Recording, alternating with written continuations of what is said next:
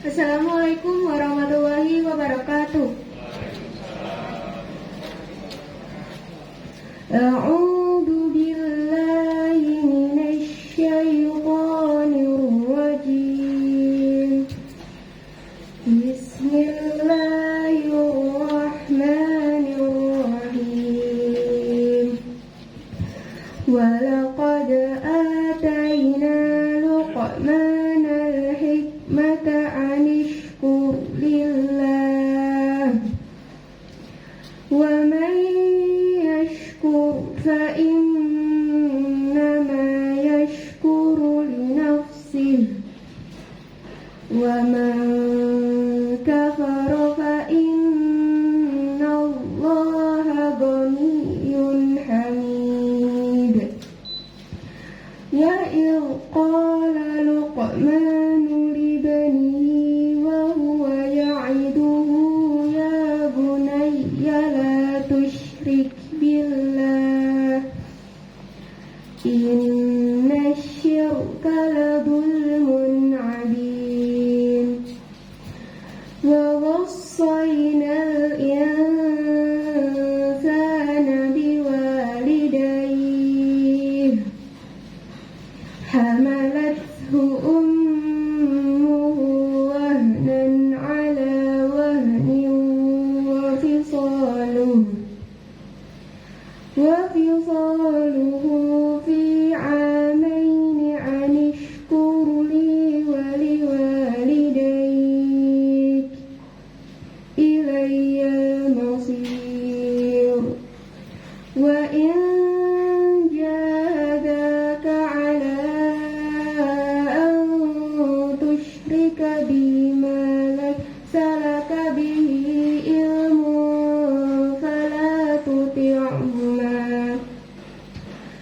fala tuti'huma wa sahibhuma fid dunya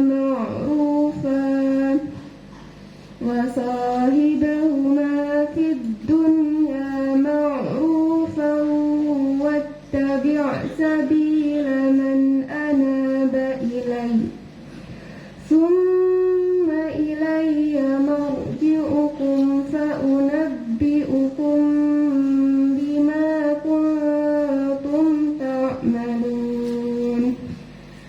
Ya bunayya innaha in taku mithqala habbatin min khardalin fatakun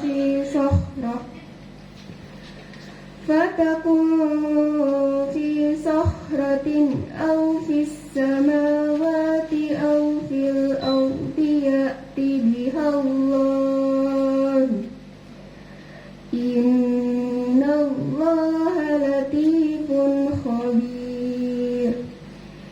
Ya bunayya aqimis salata wa'mur bil ma'rufi wanha 'anil munkar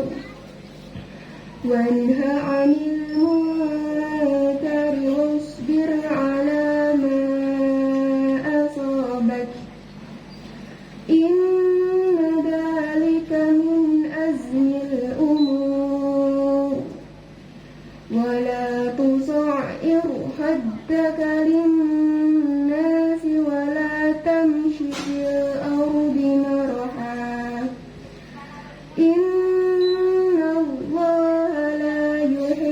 kulla mukhtalin fakhur wa qasid fi mashyika waghdud min sawtik inna ankaral aswati la sawtul hamir.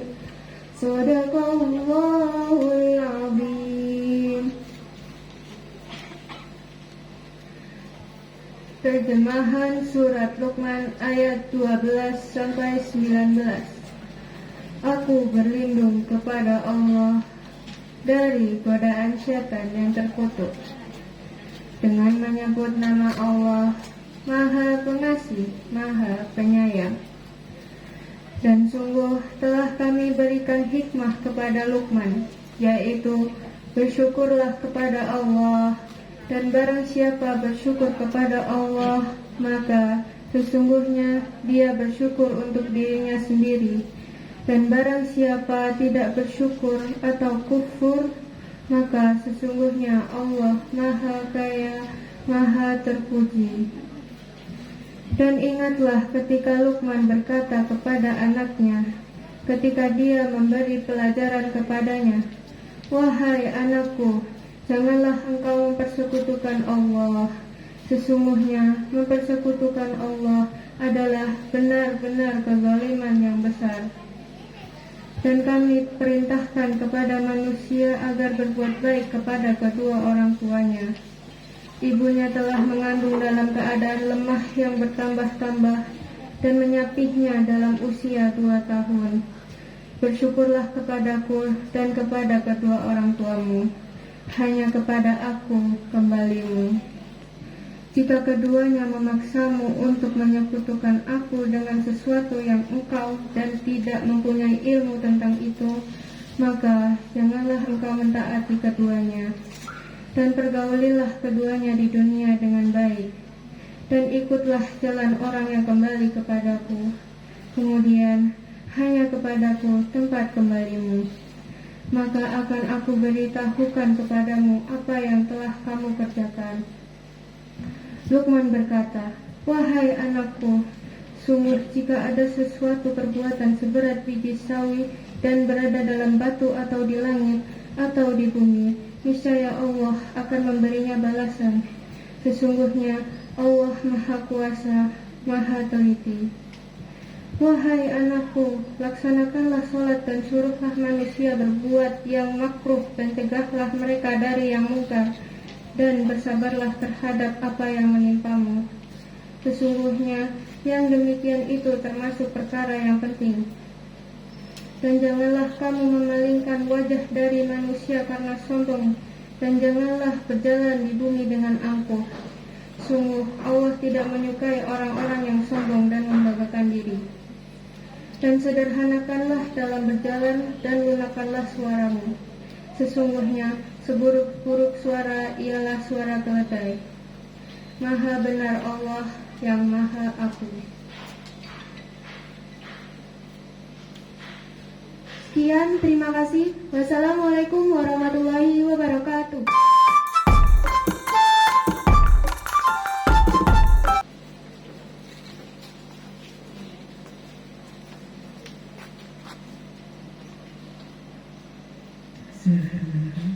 Assalamualaikum warahmatullahi wabarakatuh.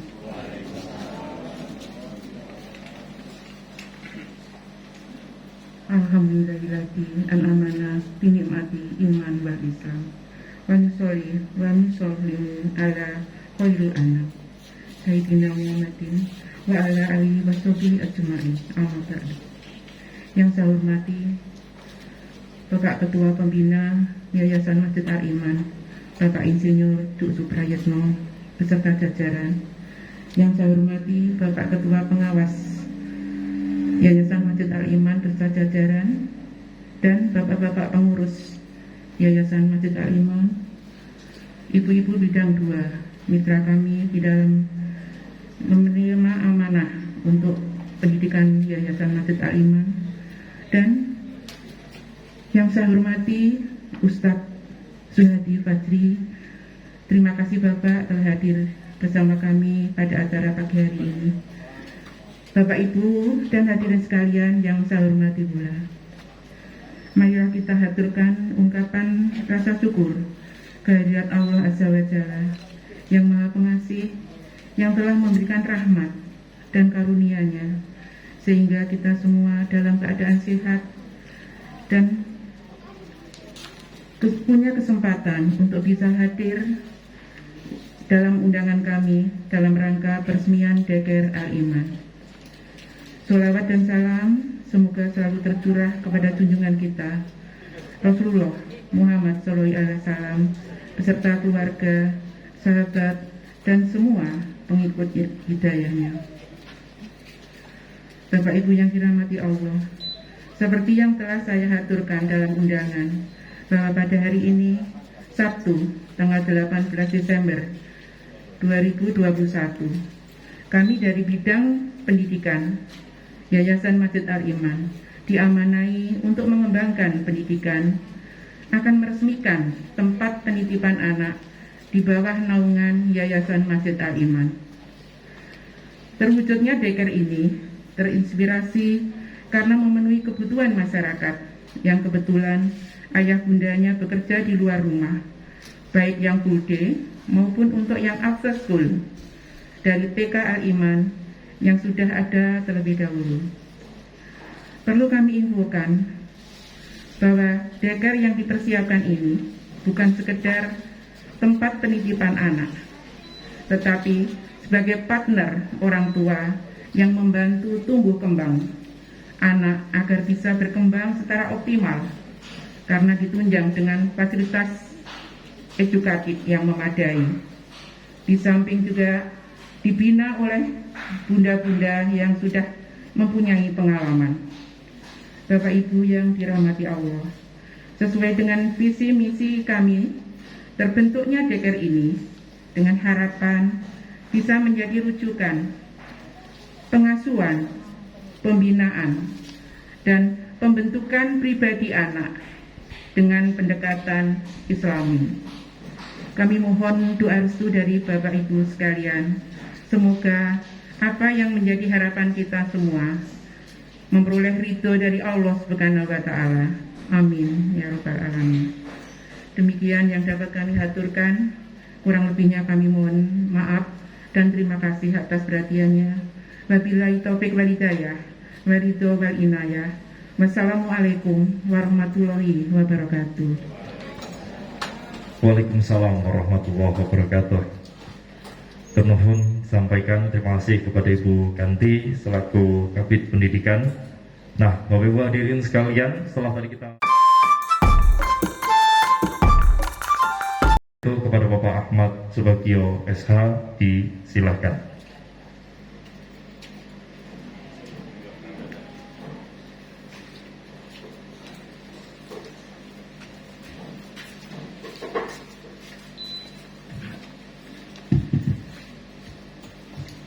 Assalamualaikum warahmatullahi wabarakatuh.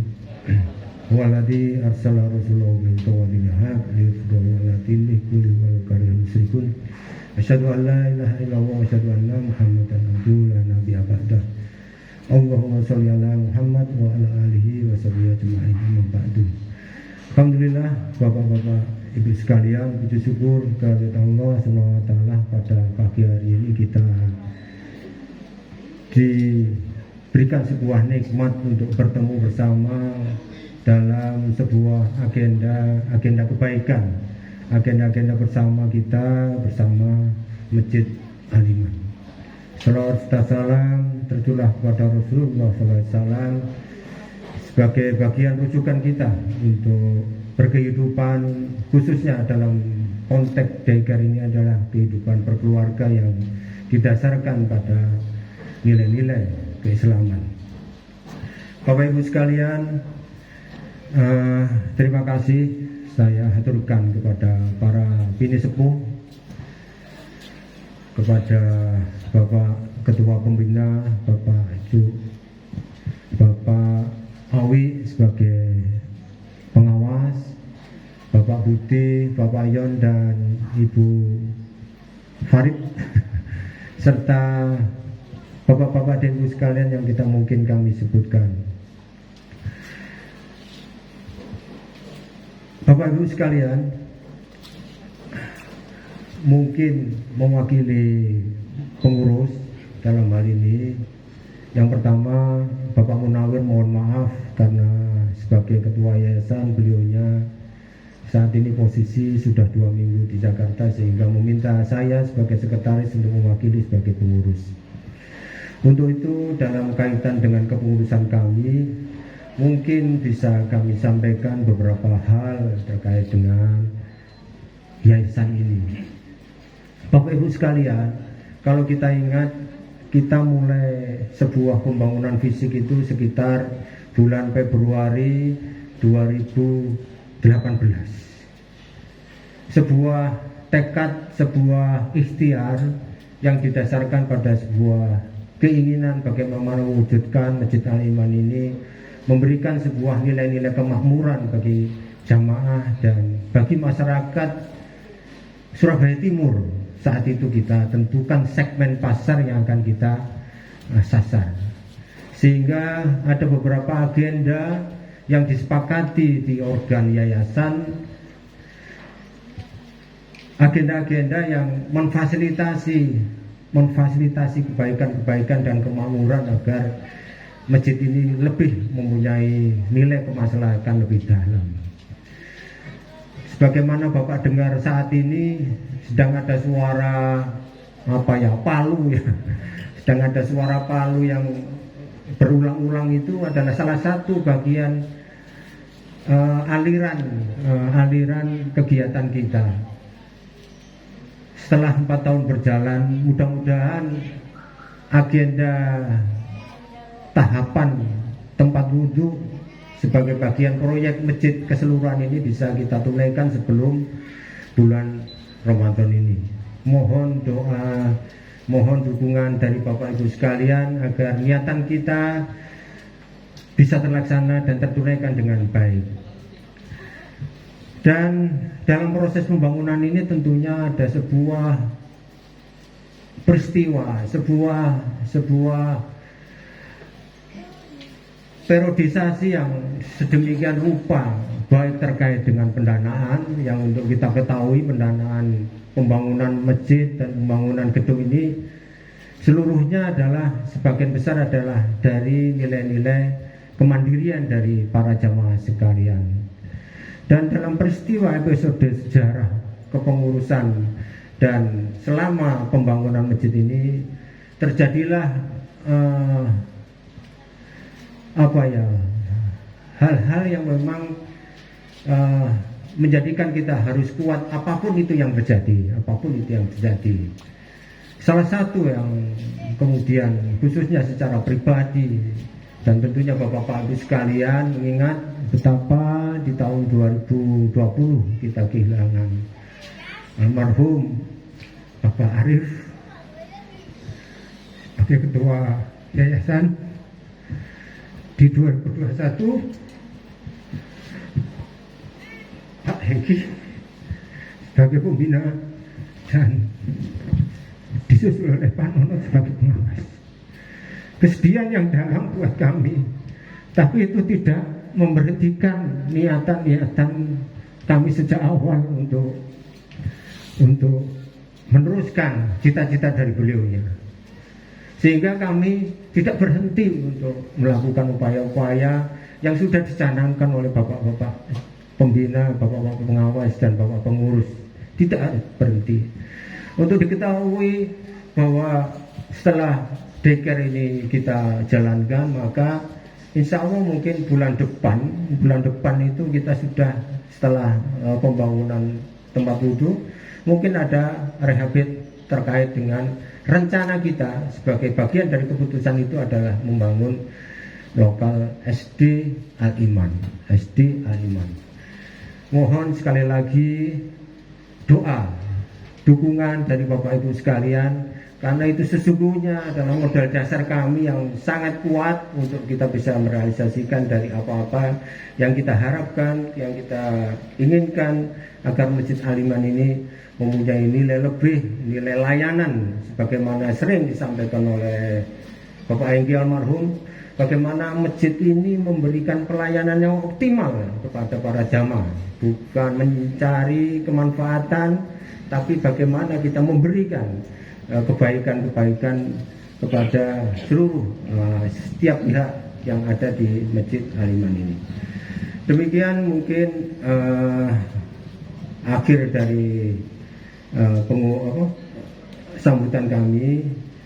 Terakhir, tidak lupa kami menyampaikan terima kasih kepada bidang pendidikan yang telah bisa merealisasikan agenda sesuai dengan jadwal yang telah diberikan, yaitu bulan Desember. Luar biasa, alhamdulillah, dengan segala pandemi dengan segala keterbatasan kita bisa merealisasikan bab ini. Kita tunggu aksi-aksi berikutnya dari bidang 2, mudah-mudahan di tahun 2023 ya kita bisa sudah diramaikan dengan anak-anak SD di lingkungan Masjid Al-Iman. Mohon maaf atas kekurangan dari kalimat-kalimat kami. Terima kasih. Assalamualaikum warahmatullahi wabarakatuh. Waalaikumsalam warahmatullahi wabarakatuh. Terima kasih kami sampaikan kepada Bapak Ahmad Subagio selaku Sekretaris Yayasan. Bapak Ibu hadirin sekalian, di pagi sekalian, tetapi tempat ini betul-betul akan menjadi sarana yang akan semakin menguatkan potensi dari masing-masing ananda. Saya pun sama putra putri saya, yang pertama itu 5 tahun, yang kedua itu 3 tahun. Setelah tadi mendapatkan gambaran tentang pentingnya daycare, saya jadi berencana akan menitipkan anak saya yang kedua untuk biar semakin bersosialisasi ya. Karena kita paham di era zaman sekarang, bahkan kemarin di salah satu podcast tokoh terkenal itu, saat ini dunianya itu kita sudah bukan mengenal lagi dunia maya, Facebook, Instagram, nggak hanya itu, tetapi akan ada istilah baru yaitu metaverse, di mana nanti anak-anak kita semua yang usia saat ini 4, 5 itu nanti akan berinteraksi, dan interaksi sosialnya itu tidak hanya secara online, offline, maka harus dibekali sejak dini. Ayah bunda sekalian, di sesi ini mari kita tingkatkan bersama-sama. Kita akan mencarger kembali, karena kita paham menjadi orang tua belajarnya sampai dengan akhir hayat. Untuk itu ayah bunda sekalian, selanjutnya kami akan mengajak Anda bersama-sama untuk recharge ya, charger bersama-sama. Dengan siapakah? Yang selanjutnya akan membersamai kita, beliau adalah seorang konsultan pendidikan, seorang motivasi, pakar parenting, sekaligus menjadi seorang penulis buku. Ayah bunda sekalian, mari kita sambut bersama-sama. Inilah Ustadz Suhadi Fajarai. Kepada Ustadz Suhadi Fajarai, disilahkan Ustadz.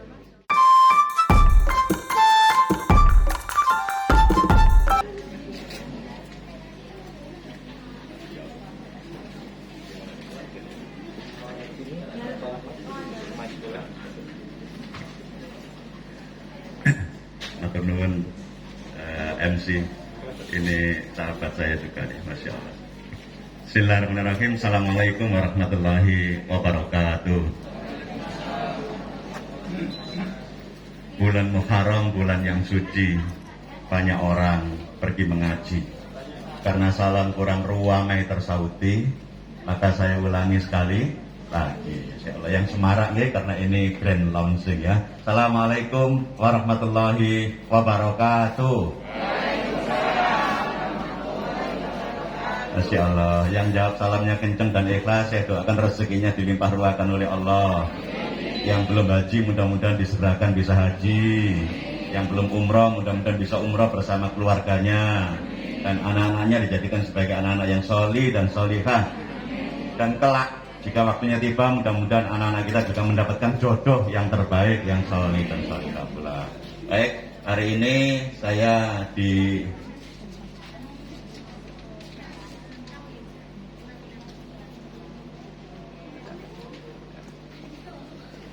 saya ulangi lagi,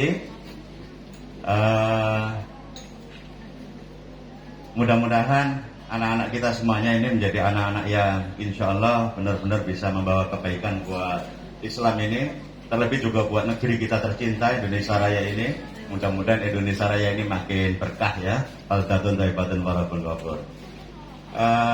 Terkait dengan tema yang diberikan kepada saya berkaitan dengan grand launching acara kali ini adalah bagaimana menjaga fitrahnya anak-anak.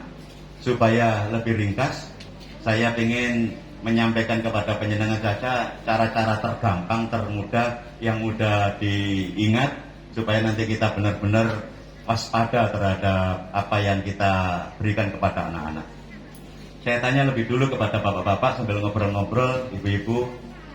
Jika saya mempunyai pertanyaan begini, anak itu titik-titik, anak itu titik-titik, kira-kira jenengan jawab apa? Menurut penjenengan anak itu titik-titik. Harta yang paling berharga. Ada jawaban lain? Amanah. Ada jawab bilang amanah, ada harta yang paling berharga. Ada lagi jawaban lain? Anak itu titik-titik. Generasi penerus, Masya Allah. Ada lagi satu lagi? Titipan Allah. Baik, Masya Allah. Saya coba bahasakan sekarang. Jika anak itu adalah harta yang paling berharga, misalnya kita punya permata berlian ya, berani nggak Bu penjenengan titipkan permata berlian ini kepada pembantu rumah tangga? Kenapa? Takut hilang ya. Masya Allah, katanya harta yang paling berharga kok ya dititipkan ke sembarang orang gitu loh. Yang kedua, kalau ternyata penjenengan mengatakan bahwa anak adalah harta yang berharga itu, misalnya saya anggap ini uang yang sangat besar, kira-kira 1 triliun. Itu kalau dititipkan ke bank syariah misalnya, dan bank syariah itu tidak menjamin keamanannya, apakah uang ini bisa utuh atau berkurang atau hilang? Kira-kira penjenengan berani nggak menitipkannya? Nggak berani. Itu sebabnya menitipkan harta yang berharga ini pun kita juga perlu pikir-pikir dulu bagaimana supaya ini tidak terjadi hal-hal yang berbahaya buat anak-anak kita. Yang kedua,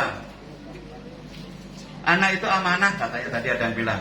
Kalau anak itu amanah, berarti pasti ada pertanggungjawaban kan, ya? Pasti ada pertanggungjawaban. Kalau anak itu amanah, pasti ada pertanggungjawaban. Baik, supaya penjenengan nanti bisa memahami anak itu amanah dan pertanggungjawaban, panitia barangkali bisa membantu saya. Saya perlu kertas selembar yang tidak diperlukan, barangkali boleh panitia. Ini ada, mas terus ini sudah. Masya Allah, matur nuwun. Perhatikan Bun, Ayah, ada tokoh pendidikan yang mengatakan bahwa anak itu lahir seperti kertas putih, walaupun saya tidak sependapat. Ya, walaupun saya tidak sependapat. Anak itu lahir seperti kertas putih. Yang ngomong seperti ini tokoh pendidikan dari Inggris namanya John Locke. Orang tuanya lah yang nanti menulisi. Terus terang saya tidak sependapat, tapi nanti bisa saya pakai untuk membuat penjenengan memahami bagaimana amanah itu. Yang benar, anak bukan seperti kertas putih kosong begini. Anak itu terlahir ke dunia sudah membawa fitrah ketauhidan. Setiap anak lahir ke dunia sudah membawa fitrah ketauhidan, dan tugas kita adalah menjaga ketauhidan itu agar tidak hilang. Sebagaimana dawuhnya Rasulullah di dalam sebuah hadis bahwa setiap anak itu lahir dalam kondisi fitrah, terus orang tuanya lah yang menjadikan Majusi, Yahudi, dan seterusnya. Pertanyaan saya, siapa yang menjadikan Majusi tadi? Orang tua. Siapa yang menjadikan Yahudi? Orang tua. Ya Allah. Berarti setiap anak itu lahir dalam kondisi beriman kepada Allah, fitrahnya ada. Cuman orang tuanya lah yang menjadikan Majusi, Yahudi, dan seterusnya. Apa sebabnya? Karena orang tuanya tidak paham ilmu pengasuhan. Itu sebabnya nanti akan ada pertanggungjawaban di akhirat. Doa anak yang kuberikan kepadamu itu dalam kondisi beriman, fitrah, tapi kenapa ketika balik ke akhirat itu kok tidak beriman? Itu pertanggungjawaban bapaknya nanti. Saya menyebut bapak ya, nggak menyebut ibu. Nanti saya jelaskan. Baik, kalau memakai teori ini, perhatikan Bun, bismillahirrahmanirrahim. Anak seperti kertas putih, ibunya yang menulisi, bapaknya yang menulisi. Jika anak itu dianggap seperti kertas putih, dan kemudian ini kita pakai untuk sebagai sarana berpikir, kira-kira tulisan-tulisan apa yang akan kita berikan di kertas putih ini? Atau jangan-jangan karena ibu bapaknya itu nggak ngerti cara nulisnya, karena jangan-jangan bapaknya nggak ngerti caranya mendidik anak, ngertinya cuma cari duit. Jangan-jangan ibunya ngertinya cuma urusan menyediakan makanan, tapi nggak ngerti pendidikan. Terus anak-anak di tangan ibu dan bapaknya itu, kertas putih ini berubah menjadi begini.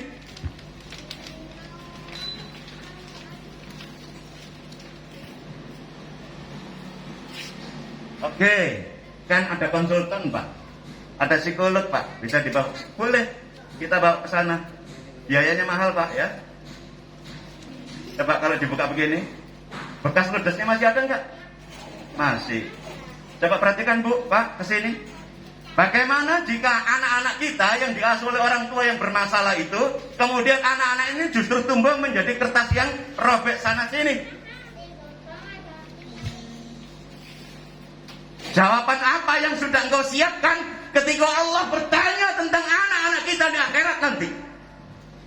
Tentang sebuah amanah besar yang seharusnya anak-anak itu tumbuh dengan ketauhidan yang mantap, yang seharusnya anak-anak itu tumbuh bertauhid kepada Allah, tapi kemudian anak-anak kita berikan pendidikan yang salah, kita berikan sekolah yang keliru, kita ajari dengan cara-cara yang ubud dunya, sehingga dia kembali kepada Allah dalam kondisi compang-camping dan robek-robek sana sini.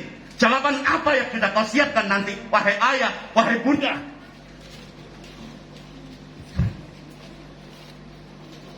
Jawaban apa?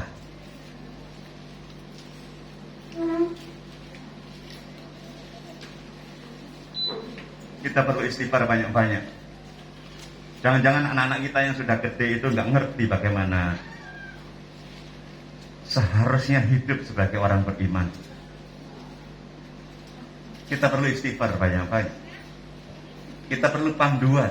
Kita perlu teman untuk membuat anak-anak kita menjadi anak-anak yang tertulis di sini sebagaimana keyakinan kita, dia bisa bertauhid kepada Allah SWT. Karena itu hati-hati ya. Maka saya menyebut di slide saya ini, ayah bunda itu gelar mempesona, profesi istimewa, dan hanya pantas dijalani oleh pria dan wanita istimewa. Ayah bunda itu gelar istimewa. Itu sebabnya ketika tadi saya dimintai oleh panitia profil, kurikulum vitae dan sebagainya, saya senyum-senyum saja. Panitia banyak yang minta saya begitu. Disebut saya penulis lah, disebut saya konsultan, disebut saya motivator, disebut saya pengelola sekolah, macam-macam. Sesungguhnya itu tidak terlalu menggetarkan hati saya profesi-profesi begitu. Bagi saya profesi yang begitu amat serius yang harus kita jalani, bahkan tiada henti, perlu ilmu yang tinggi, adalah menurut saya pribadi menjadi seorang ayah. Karena tidak setiap remaja putri diberi kesempatan oleh Allah untuk jadi istri, dan tidak setiap wanita diberi kesempatan oleh Allah untuk jadi bunda, tidak setiap laki-laki diberi kesempatan oleh Allah untuk menjadi suami, dan tidak setiap pria diberi kesempatan oleh Allah menjadi ayah, dan tidak setiap ayah dirindukan anak-anaknya. Kadang-kadang hari Sabtu, hari Minggu gitu anak-anak bilang, malah hari pray-pray ini bapak nang omah ke enak senang itu.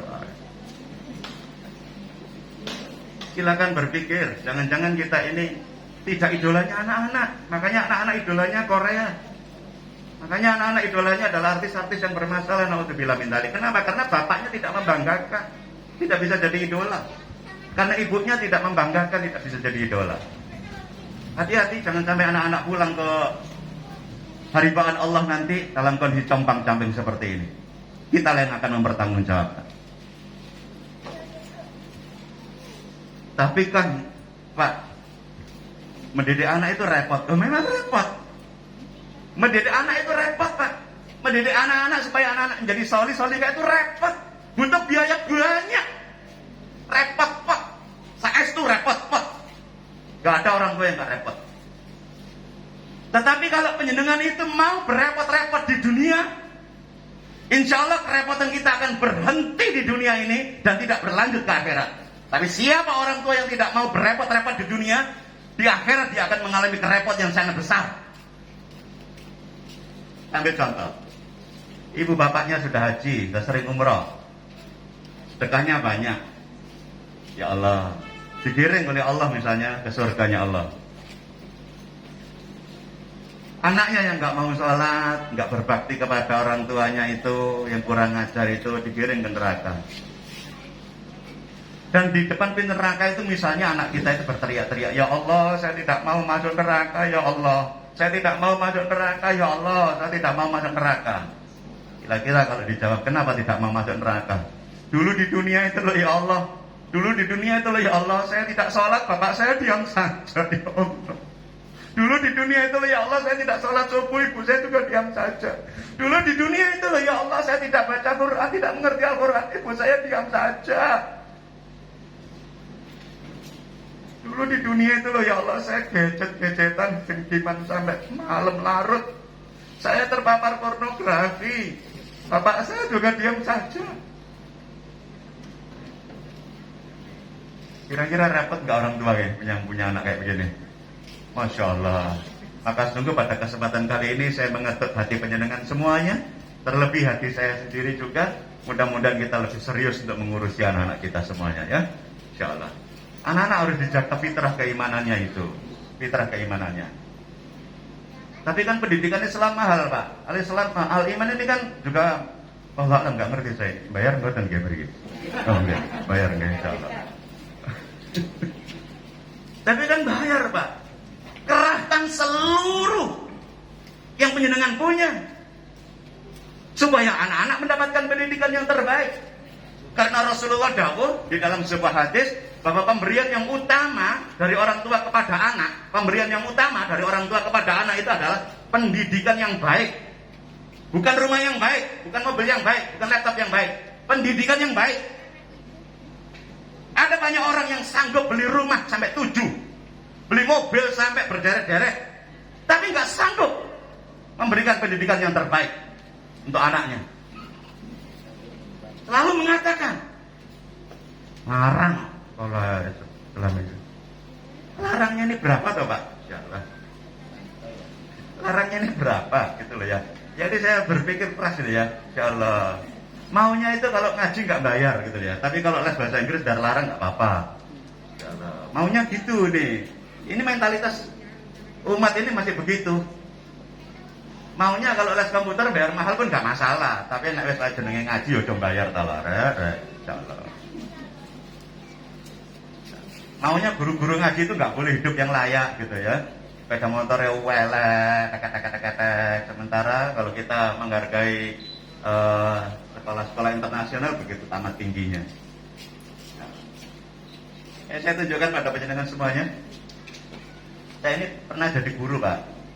Pernah jadi guru SMA Taruna, SMA yang berbasis militer, nasional terbaik. Kemudian dipindah ya oleh sejarah kehidupan saya ini menjadi guru sekolah internasional.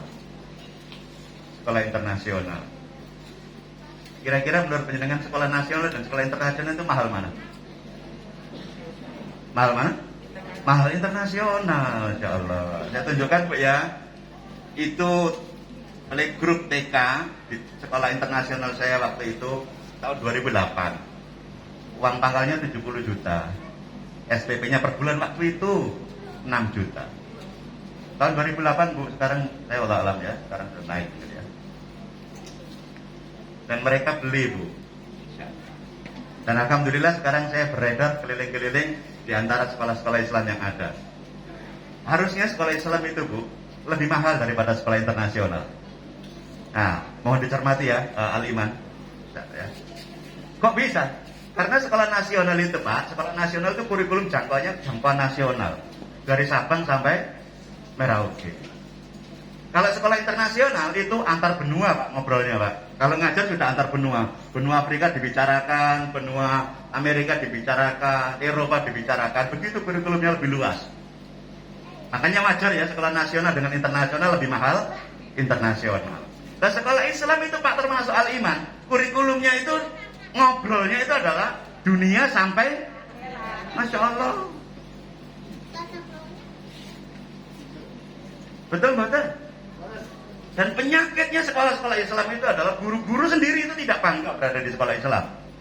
Dia nggak ngerti bahwa sekolah ini sekolah yang baik. Bicaranya dunia sampai akhirat. Luas sekali daripada sekolah internasional. Itu sebabnya bersyukurlah kalau penjenengan itu nanti diparingi oleh Allah rezeki yang cukup, terus kemudian diberi kesempatan untuk menyekolahkan anak-anak di sekolah-sekolah berbasis masjid seperti ini, yang nanti uangnya kalau dipakai oleh Al-Iman, saya yakin 100% sekretaris yayasan sampai sekarang tuh nggak digaji, karena saya ngerti undang-undang yayasan tidak ada gaji. Saya pembina yayasan masjid juga Pak, nggak boleh digaji, pasti akan dipakai untuk kemakmuran masjid. Masya Allah. Oke, mudah-mudahan kita bisa mempertanggungjawabkan dengan sungguh-sungguh nanti. Lalu bagaimana caranya? Bagaimana caranya ya? Ini di surat Ar-Rum itu ayat 30, surat Ar-Rum itu surat 30 ayatnya juga 30. A'udzubillahi minasyaitonirrajim fa'akim faja'aka lid-dini hanifah fitratallah. Hadapkanlah wajahmu yang lurus kepada agama Islam dan tetaplah di atas fitrahnya Allah. Kalau sudah bicara fitrah itu berarti bicara tentang ketauhidan. Hati-hati dengan istilah. Karena ada orang yang bicara begini, loh fitrahnya perempuan itu kan suka bicara, suka ngomel, itu bukan fitrah, itu tabiat. Beda ya dengan fitrah. Tabiat. Ya, bukan fitrah. Hati-hati kalau bicara tentang fitrah. Fitrah itu selalu cenderung kepada ketauhidan. Insyaallah, ya. Coba saya minta dibantu diklik-klik lagi ini dari awal. Dari awal dulu. Oke, cukup. Oke. Lagi, klik lagi. Ke bawah Bu, ke bawah. Terus. Sudah, terus. Lagi. Oke, biar ini dulu. Perhatikan di sini semuanya simak baik-baik. Dan kalau jenengan punya Quran digital, boleh buka Quran digital dan screenshot dikirim kepada pasangan supaya ingat. Setiap jiwa terlahir dengan DNA ketauhidan. Kok bisa? Karena sebelum lahir ke dunia ini, anak-anak sudah berdialog dengan Allah. Dan ingatlah ketika Tuhan mengeluarkan keturunan anak Adam dari sulbi mereka, Allah mengambil kesaksian terhadap jiwa mereka. Seraya berfirman, bukankah aku ini Tuhanmu? Bukankah aku ini Tuhanmu? Dan ruh-ruh itu menjawab, betul, engkau Tuhan kami menjadi saksi. Anak terlahir ke dunia sudah bersaksi bahwa Allah itu Tuhannya. Itu sebabnya saya tidak setuju kalau mengatakan bahwa anak itu lahir seperti kertas kosong melompong, enggak cocok. Tapi bisa saya gunakan untuk beranalogi tentang betapa pentingnya pertanggungjawaban. Ya, Masya Allah. Lanjut lagi, klik lagi, Bun. Ya, lagi. Nah, setiap anak lahir dalam kondisi fitrah, orang tuanya lah yang menjadikan Yahudi Majusi. Lagi, klik, biar cepat. Monggo, bantuan. Lagi, klik. Nah, sekarang bagaimana caranya menjaga ketauhidan itu? Sesungguhnya saya tidak perlu ceramah Pak. Kalau penjenengan sudah paham bahasa Arab, paham bahasa Al-Quran. Karena adinda dua bidadari tadi di sini, itu membicarakan tentang caranya menjaga ketauhidan. Surat yang dibaca ada yang ingat nggak tadi? Surat apa? Surat apa? Surat Luqman. Masya Allah. Ada yang ingat nggak? Ayat berapa di sini baca tadi? Ayat 12 sampai 19. Bagi yang datang terlambat, tolong diingat-ingat untuk menjaga fitrahnya anak-anak, baca surat Luqman ayatnya 12 sampai 19. Catat Bu, jadi PR penjenengan karena penjenengan mungkin tadi tidak menyimak bacaan Quran di sini dan juga mungkin penjenengan belum mengerti bahasa Indonesianya. Saya bahas sekarang. Suratnya surat apa tadi? Luqman. Baik, saya tanya dulu sekarang. Surat Luqman itu kira-kira mengarah kepada ayah atau kepada ibu? Ayah. Ternyata dialog-dialog pengasuhan di dalam Al-Quran itu cenderung didominasi dialognya ayah dengan anaknya. Dialognya ayah Luqman dengan anaknya, ayah Ibrahim dengan anaknya, ayah Yakub dengan anaknya, ayah Nuh dengan anaknya. Ayah. Bahkan ada satu riset penelitian yang menunjukkan bahwa ini penelitiannya di Ummul Qura. Al-Quran itu dibedah, kemudian diteliti, hasilnya ada 17 dialog pengasuhan di dalam Al-Quran. 17 dialog pengasuhan di dalam Al-Quran itu cara mengasuh anak-anak. Dari 17 itu 14 diantaranya itu adalah dialognya ayah dengan anak, yang 2 itu dialognya ibu dengan anak, tinggal yang satu ini keduanya. Saya ulangi lagi. Ayah berapa? 14. Ibu berapa? 2. Perhatikan, 2 dan 14. Kalau ayah 14, ibu 2, kita gunakan ilmu matematika. 14 saya coret jadi 7, 2 saya coret jadi berapa? 1. Berarti bandingnya berapa? 1 banding 7. Itulah dialog pengasuhan yang sehat di rumah. 1:7. Ibu 1 kalimat, bapak 7 kalimat. Ibu 1 paragraf, bapak 7 paragraf. Ibu 1 buku, bapak 7 buku. Tapi faktanya di rumah-rumah orang sahabat kita, dulur-dulur kita yang banyak bicara di rumah ibu atau bapak? Itu masalahnya. Karena ibu banyak bicara, bapak ora iso ngomong. Itu masalah, Pak. Itu konsep asli. Makanya kalau keluarga kita masih begitu, masih jauh dari harapan kita melahirkan generasi yang baik itu. Masih jauh dari harapan. Makanya ibu-ibu tolong beri kesempatan bapak-bapak untuk mendidik anak-anak di rumah. Berdialog dengan dialog-dialog ketauhidan itu di rumah. Bapak-bapak jangan diem aja. Karena seringkali anak-anak itu melihat ibunya talk aktif, banyak bicara. Sementara bapaknya mengalami kondisi speech delay, hambatan bicara, meneng. Ya Allah, astagfirullahaladzim. Ya Allah. Nah, pesan ketauhidannya dimulai dari ayat 12 sebenarnya tadi ya. A'udzubillahi minasyaitonirrajim. Walaqad ataina Luqmanal hikmata anishkur lillah. Sesungguhnya telah kami berikan hikmah kepada Luqman itu sebuah kapasitas namanya bersyukur. Ini kapasitas terus-terusan. Bersyukur betapa menyenangkannya dipercaya oleh Allah sebagai seorang anak. Insyaallah. Cukup sampai di sini dulu. Saya jeda sebentar, angkat tangan kanannya supaya masuk ke kepala penjenengan. Ini umum saya pakai di mana-mana. Selalu saya ulang-ulang. Nanti kalau saling sentuh, mohon perempuan dengan perempuan, laki-laki dengan laki-laki, nggih? Insyaallah. Letakkan di pundak tetangga seperti ini. Nah, penjenengan akan mendapatkan pahala memberi nasihat. Ikuti kata-kata saya. Yang bersyukur, ojo mengeluh ae, ojo orang-moreng ae. Bersyukur sudah punya anak. Bersyukur. Oke, angkat tangan kirinya. Angkat tangan kirinya, letakkan di pundak tetangga. Allah. Ojo nyeneni wong. Lakonono dhewe. Sing bersyukur. Ojo morang-moreng ae. Alhamdulillahirabbil alamin. Mudah-mudahan anak-anak kita nanti mendapati ibu yang bermutu dan bapak yang bermutu ya. Masyaallah. Nah, rumusnya itu adalah pesan ketauhidan.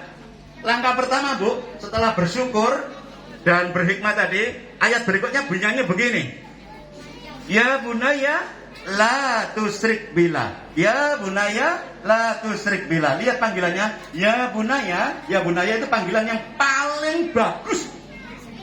Dalam bahasa Arab ranking tinggi itu panggilan paling mesra itu ya bunaya.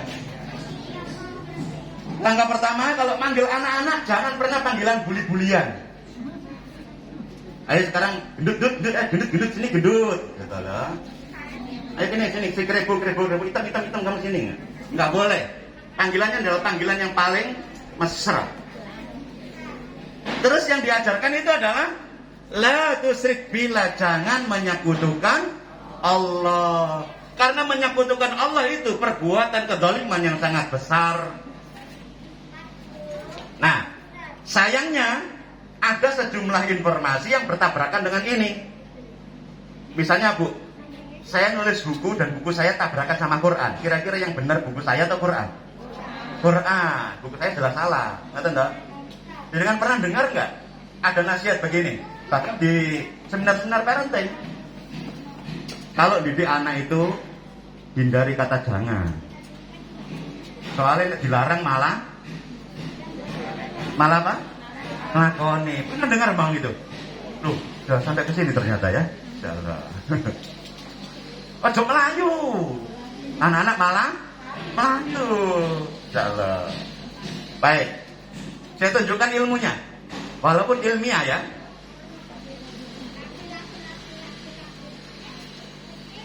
Ini ilmu mahal, Bu ya. Ternyata yang itu mahal sekali. Boleh dengan saya tunjukkan latar belakangnya kenapa muncul nasihat begitu? Ikuti cara saya ya, ikuti cara saya. Singkat ya, tidak butuh waktu banyak. Paling 2 menit selesai. Mohon berkenan tutup mata. tutup mata ya. Tutup mata terus dengarkan omongan saya. Bapak Ibu semuanya sedang tutup mata. Mohon jangan, sekali lagi, jangan membayangkan gajah sedang berjalan. 1, 2, 3, buka matanya. Gajahnya lewat betul? Ya Allah. Maka terus kemudian dipakai cara, dilarang kok malah lakoni. Maka terus kemudian muncul teori, nek dilarang malah lewat nang kene dilakoni. Kelihatannya bener ya. Tapi Al-Quran bilang menggunakan kata jangan. La tusrik billah. Pertanyaan saya, mana yang benar? Penelitian itu atau Al-Quran? Kalau jangan bilang penelitian yang benar, iman pada Al-Quran masih penceng. Jangan takut menggunakan kata jangan. Pakai saja pakai kata jangan. Asalkan jangan serba jangan gitu loh.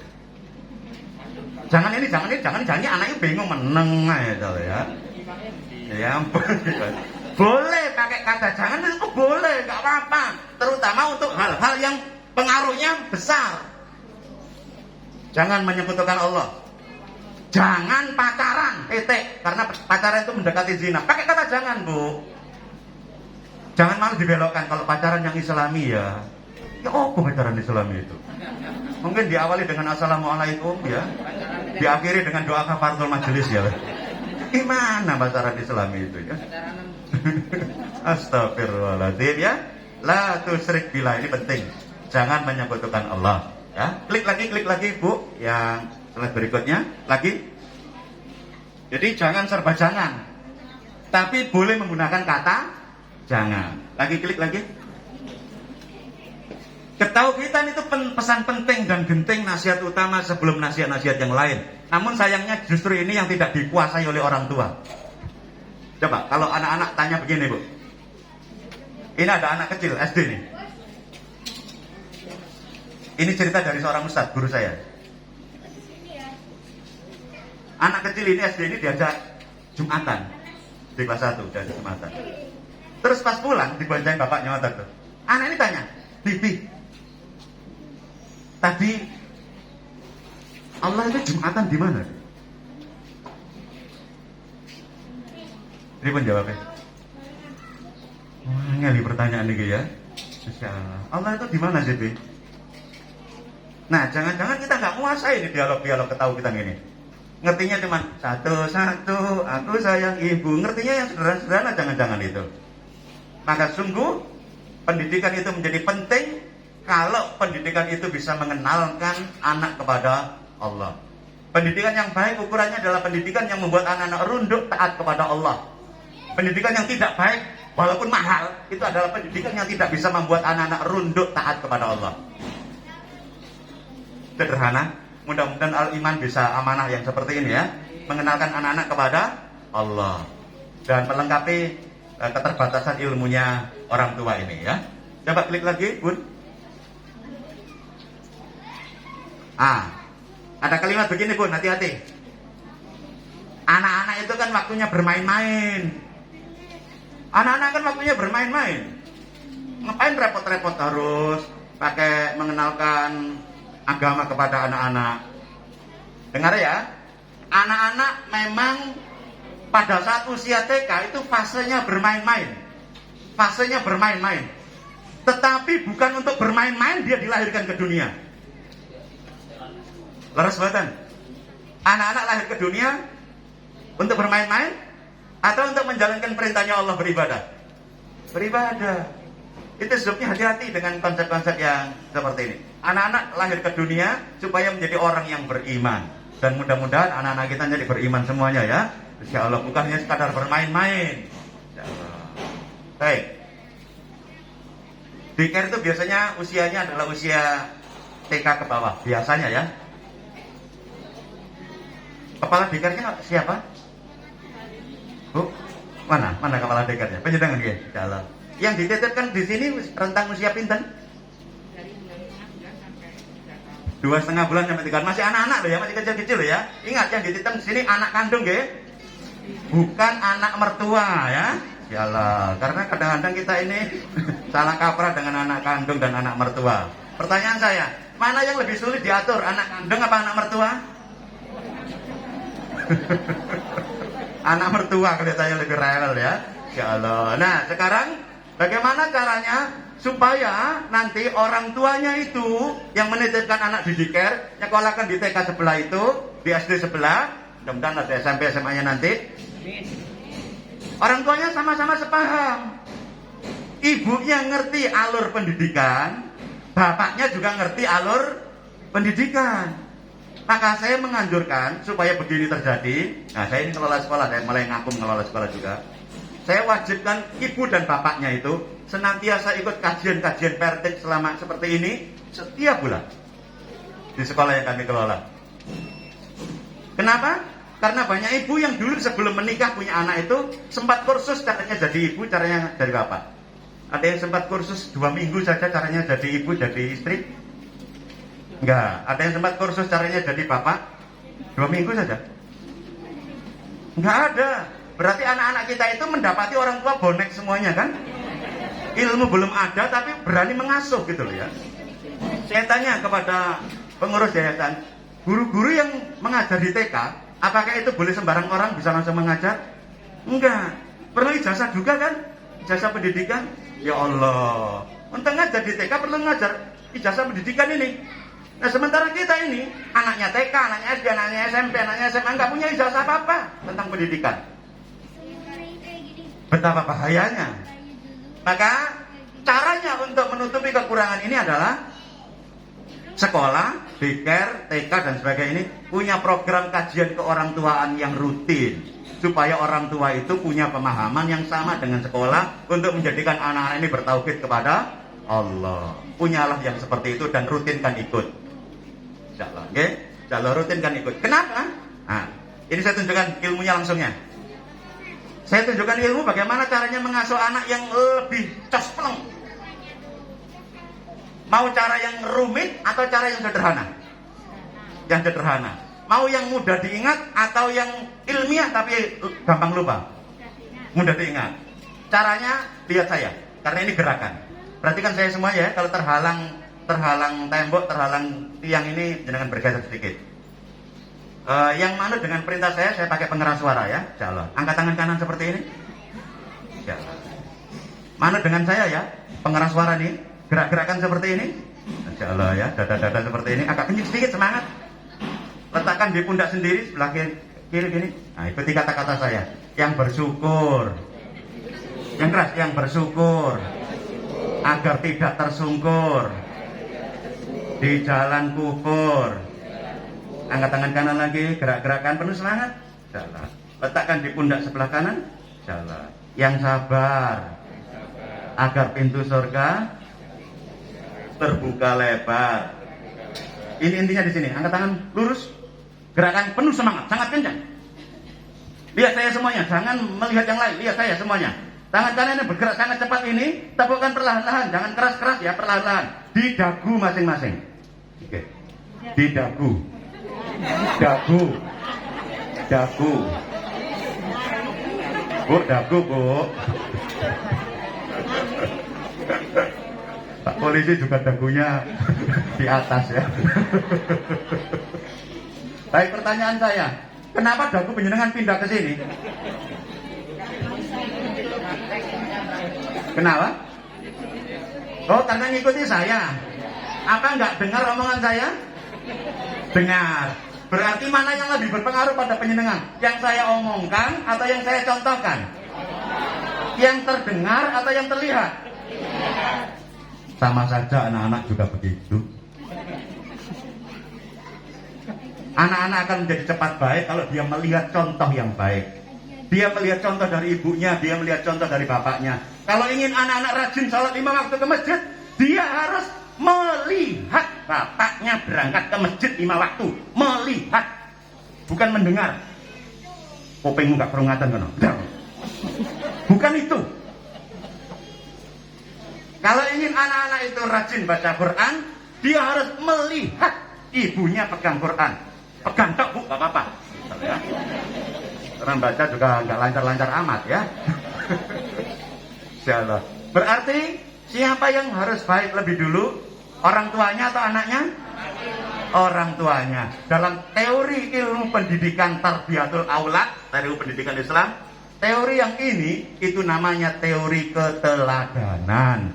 Uswatun hasanah. Ibu bapak harus menjadi teladan, harus menjadi uswatun hasanah. Terpahami sampai di sini? Masya Allah. Angkat tangan kanannya lagi, ikuti kata-kata saya. Ya Allah, letakkan di pundak tetangga seperti ini. Yang manut sama saya ya, ikuti kata-kata saya. Mulai hari ini jadi teladan, ojo nyeneni ae. Jadi contoh, ojo ngongkon-ngongkon tok wae. Ya Allah, angkat tangan kirinya, takkan di pundak tetangga. Iya iya. Ojo jarkoni, iso ujar, gak iso ngelakoni. Ya Allah, mudah-mudahan kita dimudahkan oleh Allah ya untuk menjadi contohnya anak-anak ya. Supaya anak-anak mencontoh kita, maka kita harus menjadi favoritnya anak-anak. Ya Allah. Apa ada yang pernah mendengar orang tua itu kesel sama HP-nya anak-anak? Ada. Ya Allah. Apa yang bikin kesel di sini? Ngegame terus anak-anak ya. Ada enggak tetangga kita yang bilang, ya Allah HP aneh tak banting kan HP-mu? Temen tak banting kan kok. Nah, pertanyaan saya, terus kemudian ibu itu banting HP-nya apa enggak? Kenapa? Sejak saat itu anak-anak sudah menangkap pesan ibuku mek omong toh. Makanya Bu, kalau nggak berani banting jangan ngomong banting, diganti. Tak sita loh ya, enggak ya teman, tak sita, tak jual enggak ya, disita dijual enggak apa-apa. Jadi ngomong harus cocok dengan kenyataan. Ya Allah ya. Kalau ingin anak-anak nggak kecanduan gadget, dia harus melihat ibu bapaknya nggak kecanduan. Gini apa enggak? Kadang-kadang ibu itu bantai, ibu yo gadgetan terus no. Ibu itu jualan online, ngerti gak? Kan nemu alasan terus ya. Anaknya gak salah-salahan. Ya Allah. Ya Allah. Kasihan anak-anak kita ya. Ya Allah. Baik. Jadi begitu Bu ya. Betapa pentingnya ilmu pengasuhan orang tua itu. Sekali lagi, belajarlah ilmu menjadi ibu, belajarlah ilmu menjadi ayah. Bersama Al-Iman insyaallah saling-saling belajar, saling mengingatkan, wa tawassaw bil haq wa tawassaw bis sabr. Terakhir ada nasihat begini, disampaikan di khotbah itu biasanya. Segala sesuatu yang ditangani oleh orang yang bukan ahlinya, tunggulah saat kehancurannya. Laptop saya kalau bermasalah tak bawa ke dukun, dikasih bunga dan air, kira-kira makin sembuh atau makin rusak? Makin rusak. Yang masalah bukan beliau tapi saya, karena saya membawa kepada orang yang bukan ahlinya. Dengarkan ini kalimat penutupnya. Anak-anak yang diasuh oleh ibu dan bapak yang tidak punya ilmu, ilmu jadi bapak, ilmu jadi ibu, tinggal nunggu hancurnya saja.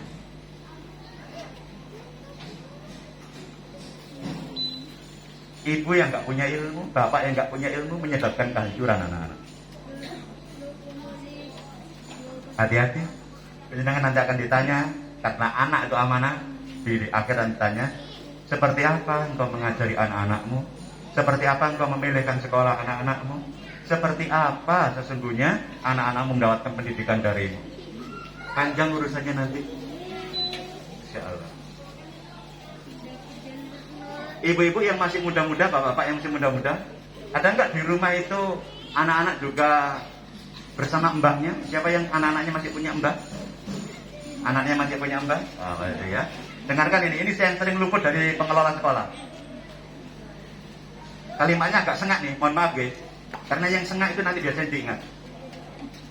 Dengarkan ibu-ibu muda, bapak-bapak muda, kalau ingin anak-anakmu bermasalah, titik nombai. Saya ulangi lagi ya. Jangan tersinggung dulu ya, yang merasa sudah mbak jangan tersinggung. Saya juga sudah punya cucu loh, saya punya cucu ya. Nek kepengin anakmu bermasalah, titik nombai. Pedes loh ini kalimat ini ya. Gak enak nih ya. Saya jelaskan mengapa Mbah menjadi sumber masalah. Kalau Mbah nggak punya ilmu, kalau Mbah punya ilmu boleh. Masalahnya kan banyak Mbah yang nggak punya ilmu. Ngototnya dibisik no. Contoh, saya pakai guru nih. Guru Al-Iman mau belajar, mau berangkat kerja. Sepeda motornya datar reng. Anaknya kecil nangis, mama mau kemana? Mama mau kerja. Cari wah, buat beli. Cara pamitannya sepedunyan banget ini saudara ya. Nggak ada unsur spiritualnya sama sekali ya saudara ya. Mama mau cari kerja, cari uang buat beli susu. Kamu di rumah ya sama Akung sama Uti ya. Kamu pinter ya, nggak boleh nakal ya. Ya. Nggak boleh beli es, nanti batuk. Batuk ya. Ini salim. Assalamualaikum. Ternyata es lewat. Anak ini berubah pikiran. Ma, apa nak? Kalau SK satu boleh enggak? Mama tadi kita ngapa? Ya Allah, batuk. Mendengar omongan begini, bakul es berhenti di depan rumah. Nah. Ada terjadi di Sitorejo? Ini teknik marketing paling dahsyat ya.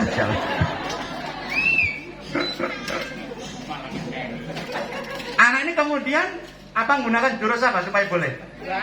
Nangis, nangisnya dibikin kayak tersiksa gitu ya. Begitu anak ini nangis di teras rumah, keras sekali, siapa yang keluar? Mbak Uti nyengceng dasar mbak teriak. Lapa iku lapa? Ya Allah lapa sih? Ya Allah. Arep ditinggal kerja kok ditangis bareng lapa?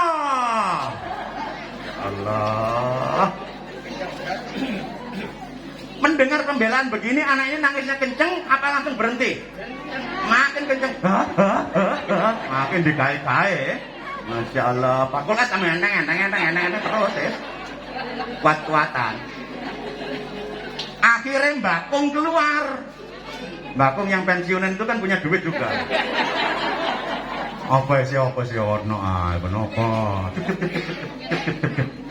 Ayo beli sama Kung ya. Beli sama Kung ya. Bakul es seneng, anak seneng. Mboke mecucu ae. Dan dalam hati bilang, mertua kira ya Allah. Tak kena dipecat iki ya. Allah. Dengarkan Bu, Pak. Anak yang dibiarkan hidup dalam dua jenis pengasuhan ini, ibunya melarang, mbake ngoleh. Terus begini, menurut kajian ilmu psikologi, anak ini akan mengalami hidup di dalam situasi yang senantiasa berbeda. Bahasa kerennya kalau dibiarkan anak ini nanti suatu ketika akan mengalami kondisi split personality, kepribadian yang terbelah. Membuat hancur anak itu nanti. Ketemu lanang seneng lanang, ketemu wedok seneng wedok. Enten mboten ngoten niku. Masalah penyebabnya teng pundi? Ibuke apa mbae? Mbae. Makanya suatu ketika nanti kalau bikin kajian parenting undang juga bapake, ibuke, mbae. Masya Allah, penting. Sedang saya tulis ini ilmu menjadi mbah juga ya. Masya Allah, ilmu menjadi mbah. Menurut Rasulullah pernah jadi mbah mboten?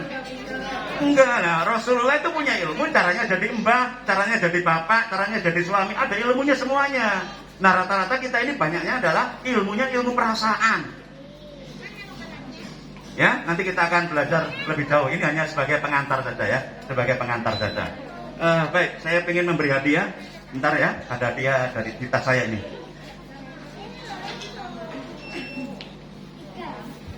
Ada hadiah. Saya bawakan tadi, nggak sempat bawa banyak Bun. Mohon maaf ya.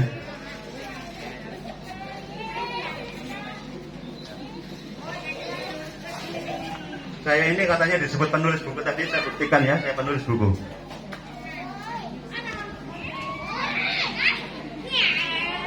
Buku yang warna hitam ini judulnya Ayah Penyejuk Jiwa. Caranya jadi ayah, versi Quran, versi hadis, versi sirah, versi penelitian. Yang ini caranya jadi istri, caranya jadi ibu, versi Al-Quran, versi hadis, versi riset, versi sirah. Buku ini berpasangan Bun, begini Bun. Ya, berpasangan. Biasanya saya pakai untuk hadiah pengantin-pengantin muda itu. Jalan ya. dan para orang tua ya, insya Allah. Pertanyaan saya, buku yang paling laris yang mana, Bun? Salah besar, yang paling laris yang hitam. Kok bisa? Karena biasanya kalau diundang sekolah, parenting itu yang datang ibu-ibu atau bapak-bapak? Ibu-ibu. Nah, ibu-ibu tuh gregetan ya bapak ngoten ceritane. Terus akhirnya testimoni, minta waktu tambahan 3 menit. Testimoni, ada seorang ibu beli buku saya ini, minta tanda tangan, minta kalimat motivasi karena hadiah ulang tahun buat suami. Nah, dihadiahkan. Ternyata Bu 2 minggu gak dibaca. Istri gregetan, Pak, wis diwaca gorong. Ngono ae. Gelpek kerja kok. Akhirnya ngene, Pak. Tak gaweane kopi, digaweane kopi, disuruh sembojong, kakinya dipijitin sama istri. Saya tanya kepada bapak-bapak muda ini, kaki dipijitin istri sebelah ada kopi, nikmat tau mboten? Oh, dan ibu itu bilang begini, Pak, bukunya tak wacana Pak ya. Ya wis, wacana. Tapi di rumah lho Pak. Iya, tak rumah Gak usah khawatir. Wis langsung halaman 13 Pak. Lah kenapa langsung 13? Iki intine Pak, apik Pak. Rumahno Pak ya. Judulnya wis menarik Pak. Ayah durhaka. Apa? Wah, iki lho judulnya Ayah Durhaka. Insyaallah ya. Akhirnya si ibu itu diusir, ngalia wis kadek, ngalia. Wis tak ucap dhewe, ngalia. Dibaca sendiri, ini kisahnya Umar bin Khattab yang menghakimi seorang anak yang diadukan oleh bapaknya yang durhaka itu. Ternyata yang divonis oleh Umar bin Khattab itu adalah ayahnya yang durhaka. Dan cirinya ayah durhaka ada 3 ditulis di sini menurut nasihatnya Umar bin Khattab. Bapak itu kemudian menangis terseduh karena memenuhi indikator ayah durhaka. Si istri ngintip dewale korden, rasa nokon ya. Untuk ibu-ibu dulu ini ya, Bu.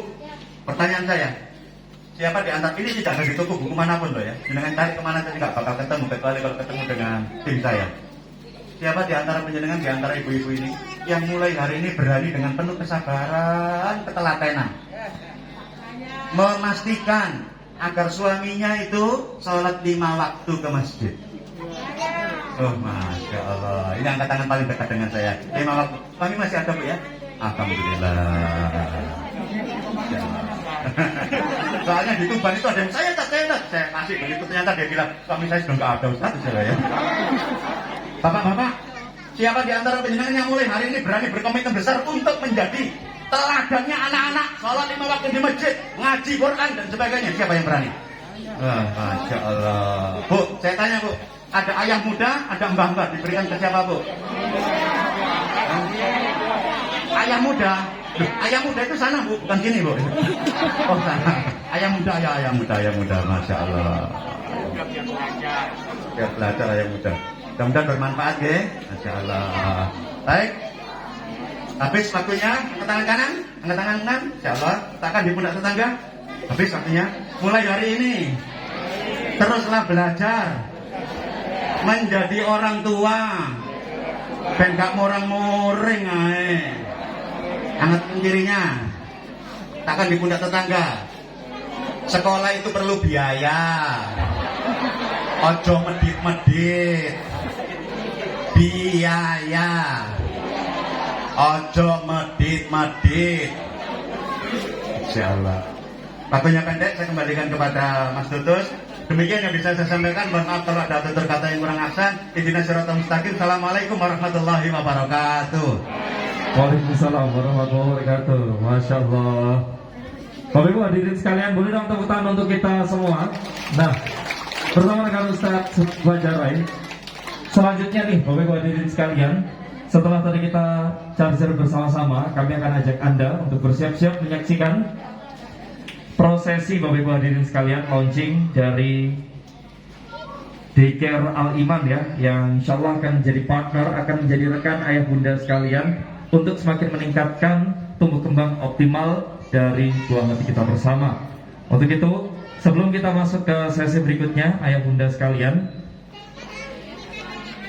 kami akan bersiap untuk mengundang segenap perwakilan dari pimpinan Yayasan Masjid Al-Iman, dan selanjutnya Kami juga undang kembali Ustadz Suhadi Fajarai untuk bisa membersamai kami. Dan selanjutnya untuk bisa bergabung bersama dengan kami. Kami persilahkan segenap jajaran dari Yayasan Masjid Al-Iman beserta Ustadz Suhadi Fajarai.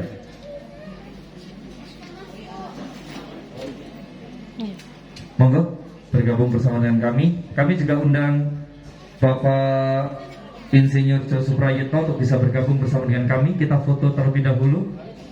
Oke.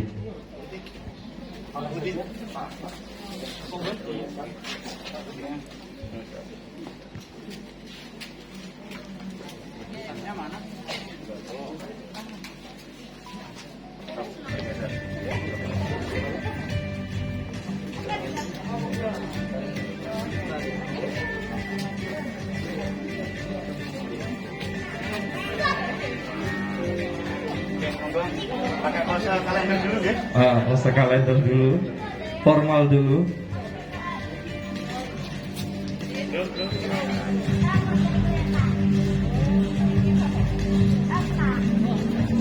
Ampun. Kayak semangat. Nah, tangannya dikepalkan boleh, Pak. Bersiap untuk memberikan kontribusi terbaik bagi masyarakat dan juga umat. Ya, lagi jempol. Nah, boleh jempolnya. Alhamdulillah. Bapak Ibu hadirin sekalian, bergabung bersama dengan kita beserta segenap jajaran dari di momen istimewa ini, ayah bunda sekalian. Sebelum kita menuju ke pemotongan pita, kami akan mengajak Anda bersama-sama. Mari kita berdoa semoga grand launching ini dan juga acara ini diberkahi, kita semua diberikan kekuatan. Dan mohon berkenan Ustadz Suhadi Fajarai berkenan untuk bisa memimpin doa.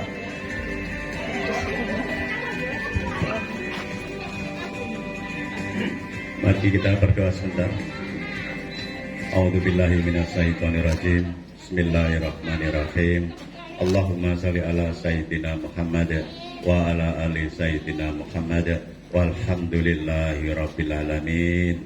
Ya Allah, ya Ghafur, hamba-Mu yang berkumpul di sini ya Allah, mengaku dengan semengaku-ngakunya ya Allah, telah banyak dosa yang kami kerjakan ya Allah. Karena itu ya Allah, ampuni dosa-dosa kami ya Allah. Ampuni dosa kami sebagai seorang ayah, ampuni dosa kami sebagai seorang ibu, dan ampuni dosa kami sebagai seorang suami, dosa kami sebagai seorang istri, terlebih juga ampuni dosa-dosa kami sebagai seorang anak.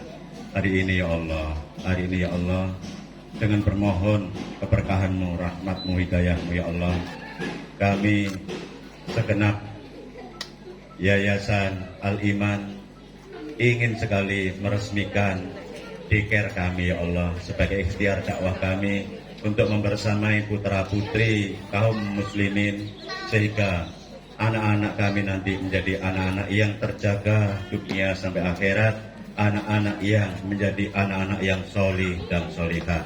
Ya Allah, kepadamu kami bermohon ampunan, kepadamu kami bermohon pertolongan ya Allah.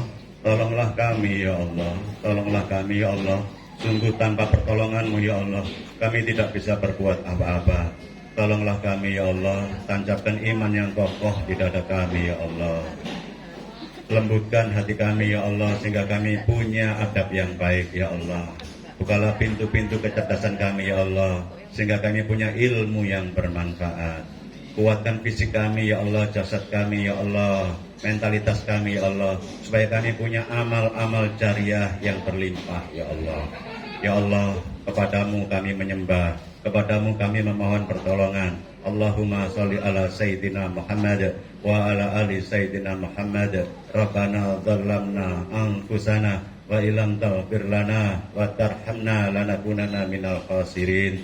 Allahumma sholli ala sayyidina Muhammad wa ala ali sayyidina Muhammad. Rabbana hab lana min azwajina wa dzurriyyatina qurrata ayun waj'alna lil muttaqina imama. Allahumma sholli ala sayyidina Muhammad wa ala ali sayyidina Muhammad. Rabbana atina fid dunya hasanah wa fil akhirati hasanah wa qina adzabannar ya Allah wa qina adzabannar subhana rabbika rabbil izzati amma yasifun wa salamun alal mursalin walhamdulillahi rabbil alamin. Al-Fatihah.